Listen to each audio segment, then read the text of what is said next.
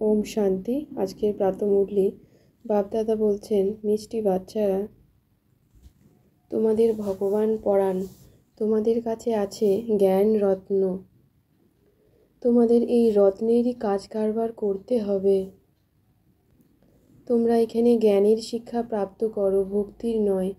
আজকের মুরলির প্রশ্নে বাবা বলছেন, মানুষ ড্রামার কোন ওয়ান্ডারফুল ভবিতব্যকে ভগবানের লীলা মনে করে তার গুণগান করেন। উত্তরে বাবা বলছেন, যেই মানুষ যেই ইষ্টের প্রতি ভক্তিভাব রাখে, সেই ইষ্টের সাক্ষাৎকার হলে ভাবে এই সাক্ষাৎকার ভগবান করিয়েছেন। কিন্তু সবই হয় ড্রামা অনুয়ায়ী।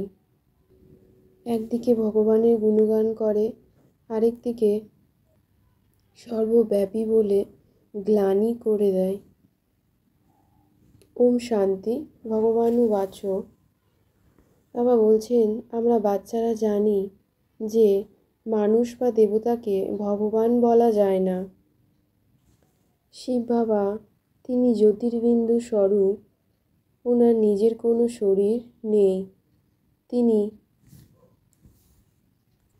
ব্রহ্মা বাবার শরীরের আধার নিয়ে আমাদের বাচ্চাদের পড়াচ্ছেন।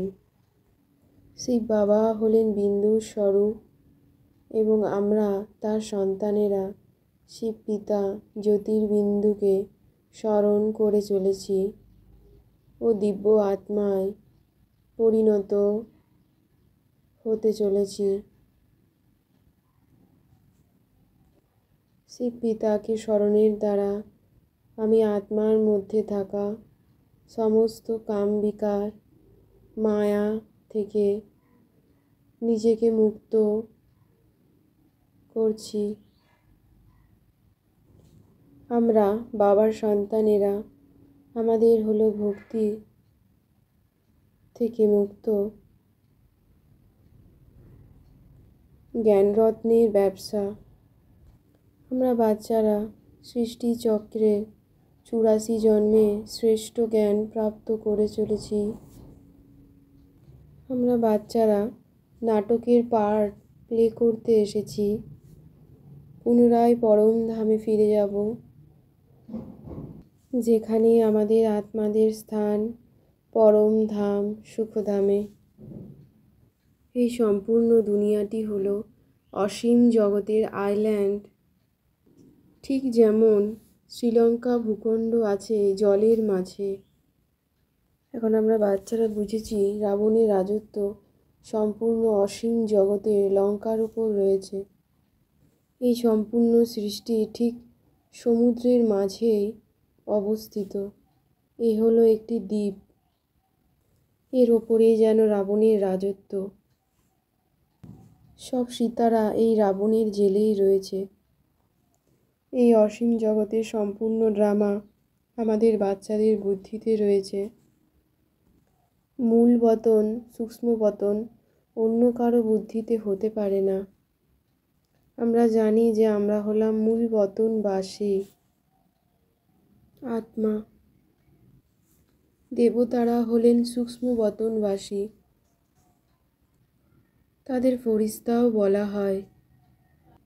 সাধু সন্ত ইত্যাদি কেউ এসব কথা জানে না। শিব পিতা স্বয়ং আমাদের বাচ্চাদের সঙ্গে কথা বলেন শরীরের আধার নিয়ে।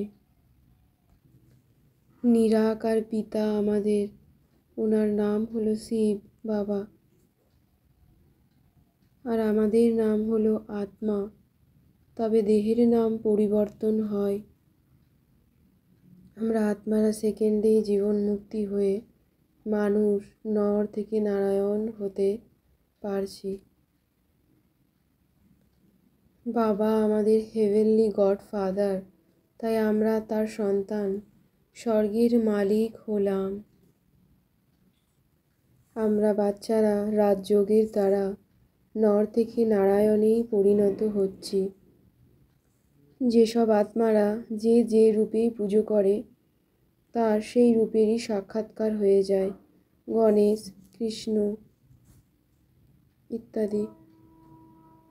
আমাদের বাচ্চাদের গীতা শিব ভগবান শুনিয়েছেন ও রাজযোগ ব্রহ্মা বাবার দ্বারা শিখিয়েছেন। আমাদের বাচ্চাদের বাবাকে স্মরণের দ্বারা যে পুরুষার্থ লাভ করছি তা 21 জন্মের জন্য স্বর্গসুখ প্রাপ্তি করছি। আমি আত্মা পবিত্র হওয়ার জন্য বাবাকে স্মরণ করে চলেছি ও ভালো রীতি পড়াশোনা করে উচ্চ পদ প্রাপ্ত করছি।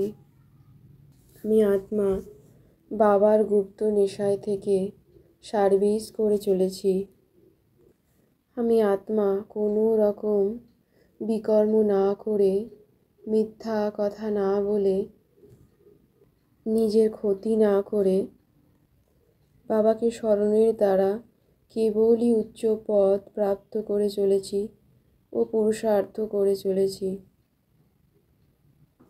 আমি আত্মা সদাই মন্মনা ভব মহামন্ত্রের দ্বারা সকল দুঃখ থেকে নিজেকে দূরে রেখে সদাই সুখস্বরূপ অবস্থায় স্থিত হয়ে রয়েছি। অন্য আত্মাকেও সুখ প্রদান করে চলেছি। সুখের সকাশ দানের দ্বারা আমি আত্মার যতই শরীর অসুস্থ হয়ে যাক, ধনসম্পদের কম বেশি হয়ে যাক, তাও নিজ আত্মার মনের মধ্যে দুঃখের ঢেউ আসতে দিই না।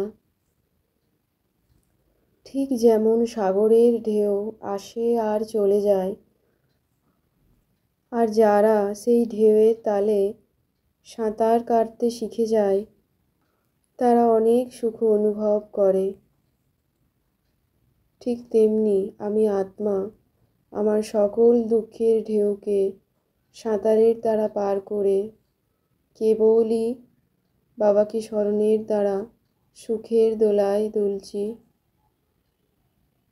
ঢেউগুলিকে জাম্প দিয়ে ক্রস করে যেন খেলা করছি। আমি আত্মা জ্ঞান সাগরের সন্তান, সুখস্বরূপ আত্মা। দুঃখ যেন আমি আত্মাকে ছুঁতেই পারে না। আমি আত্মা শরীর থেকে পৃথক বিন্দু শক্তিশালী আত্মা, মাস্টার সর্বশক্তিমান আত্মা। শরীর থেকে পৃথক আত্মারূপে বিন্দুরূপে আমি নিজেকে অনুভব করছি। আমি আত্মা আমার প্রত্যেক সংকল্পে দৃঢ়তার বিশেষত্বকে প্র্যাকটিক্যালি নিয়ে এসে প্রত্যক্ষতা প্রাপ্ত করছি। বাবার অব্যক্ত বাণীকে পালন করে একান্ত প্রিয় হয়ে একতা ও একাগ্রতার দ্বারা আমি শিব পিতার আত্মিক সন্তান স্ব উন্নতিতে সেবার উন্নতির দ্বারা সদাই একতা ও দৃঢ়তার সাথে এগিয়ে যেতে থাকি। ওম শান্তি শান্তি শান্তি। ওম।